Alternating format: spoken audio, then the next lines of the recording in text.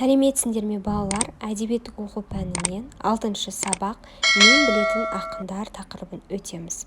Балалар, бірінші тапсырмаға қарайық. Бірінші тапсырма. Суретте кімдер бейнеленген? Бірінші суретте Абай Құнанбайұлы.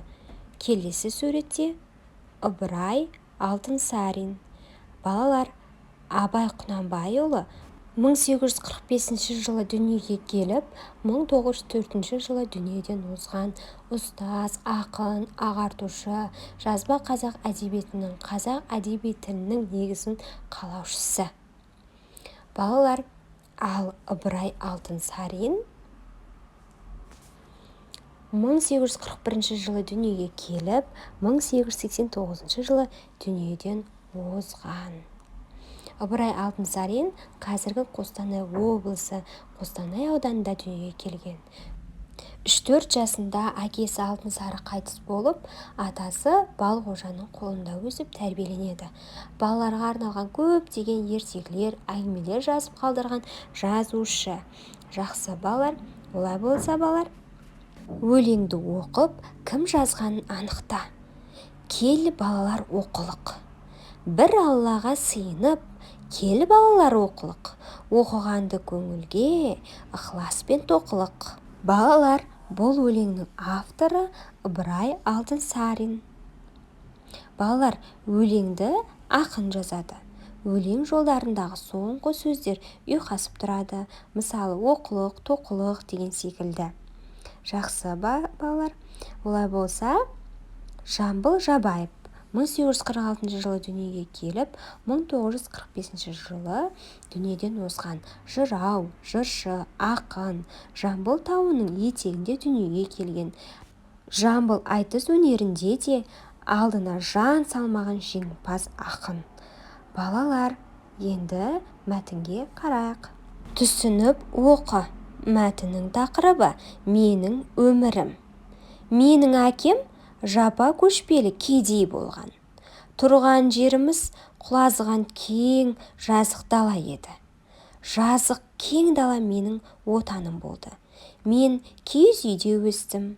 Сол кездегі барлық қазақ баласындай мені де көшкенде бесігіммен алып жүрді. Мен домбыра тартуға әуес болдым. 12 жасымда домбыраны әкемнің інісінен үйрендім. Домбыра қолыма тигенде жан жүйем елжірегендей болатын еді.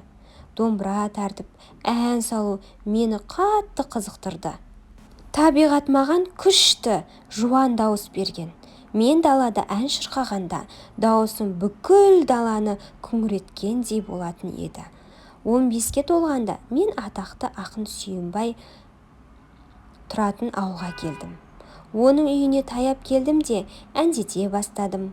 Өлеңіме риза болған Сүйінбай мені үйіне шақырды. Сенің ақындық қабілетің бар екен. Дауысың да жақсы. Ұнайсың жігітім деді.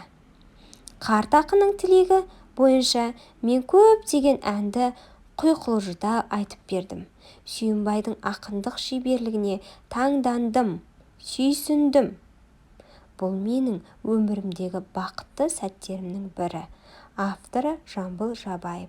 Балалар, әуес болу дегеніміз ол құштар болу, ынтық болу деген мағынаны білдіреді.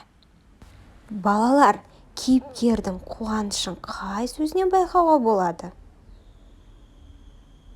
Дұрыс айтасыңдар. Сүйінбайдың сөзінен сенің ақындық қабілетің бар, ұнайсың жігітім деген сөзінен қатты қуанғанын білуге болады екен. Бала Жамбылдың бойындағы қабілеттері туралы жаз.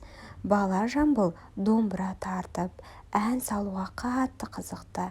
Ән шырқағанда бүкіл даланы күңіреткендей болатын және ақындық қабілеті де болды. Жақсы балалар, келесі қорытындылау тапсырмасына қараймыз. Мәтіннен қандай әсер алдыңдар? Ой, жарайсыңдар, жақсы балалар.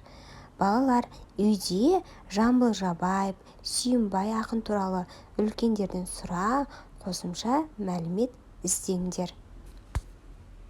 Осымен біздің сабағымыз аяқталды. Каналға жазылуды ұмытпаймыз. Сау болыңдар балалар.